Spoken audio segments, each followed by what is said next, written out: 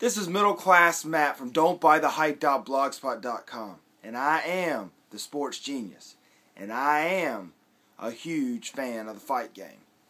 Now that football's come around, my attention has changed somewhat, and I'm not as focused on boxing like I was during the summer. Boxing really gets me through from the end of basketball season to the beginning of football season. But I still want to do blog entries on every major fight.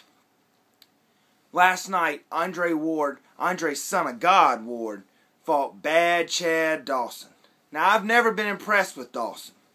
And I'm going to refer a lot to my preview video because I said a lot of these things in that.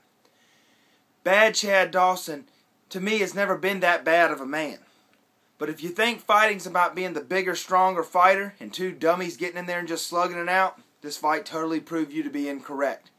Chad Dawson was southpaw, he was bigger, he looked bigger and stronger in there, he had a reach advantage, and Andre Ward wore his head out. Now, I usually like to say in a lopsided fight like this that Andre Ward destroyed him. Don't know if that's really the case or not, but he definitely dominated him. Definitely dominated him. Destroying him is when they're getting up, they're bleeding out of their mouth, their eyes, they can't walk, they can't even get around the ring, they're stumbling. But definitely Ward showed a superior skill set that Chad Dawson could not match up with. Now, I predicted Andre Ward to win this fight. Most fight analysts that knew what they were doing did. I've never thought Dawson was that good. I believe it was Mayweather or someone who actually said he's one of the more underrated fighters. I had never seen anything impressive. When you look at the wins that Andre Ward has, and you look at the wins Chad Dawson had, there's two words to describe them. I describe Ward's opponents as prime. He fought Carl Froch, who now after this fight, I think that Carl Froch is a better fighter overall than Chad Dawson. He beat Arthur Abraham. He beat Kessler. Chad Dawson, the people he's beaten. Now, he beat John Pascal, but not a great fighter. Never been accused of being extremely cerebral.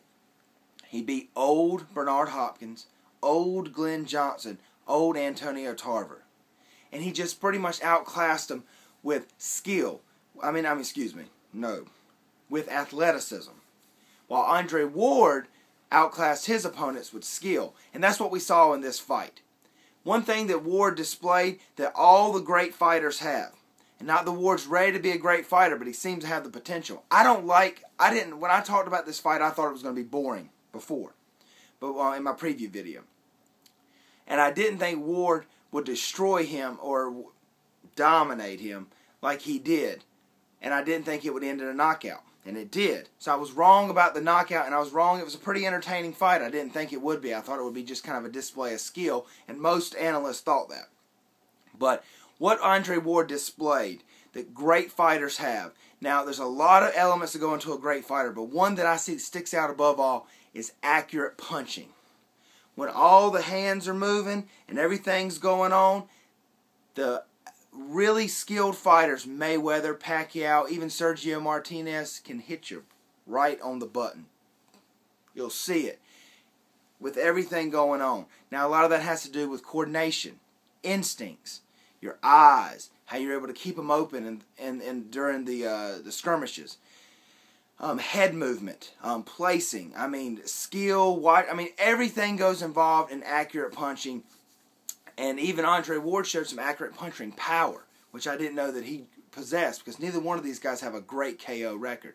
But Andre Ward was able to stop the fight. That was very impressive. I think as fight fans, we got lucky, though.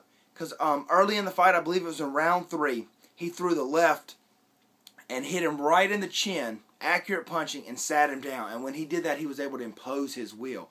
I think other fighters, more aggressive fighters, like a Pacquiao, would probably have tried to knock this guy out once he had hurt him. Andre Ward relaxed, kind of, put his foot down about 75 miles an hour, wasn't going 100, was going just a little over the speed limit, and wore his head out. And eventually Chad Dawson showed that he doesn't have a champion's heart, and he asked to be taken out of the fight. Now, if I'm in a fight and I'm getting my head beat up, maybe I do the same thing. So I don't ever want to cast blame, us average sports fans, on these guys that get in there and do such an extraordinary thing, putting their life at risk. But he definitely showed that he may not have what it takes to be a great champion. As a matter of fact, I would say he doesn't. Bad Chad Dawson. And he needs to turn in that name Bad. Because when you ask that I can't go on any farther, that's a beaten man. And it'll be interesting to see if his career can recover. Anyway, Andre Ward took Bad Chad Dawson. Andre Son of God Ward took Bad Chad Dawson to school. I'm going to church. See you next time. It's Middle Class Matt.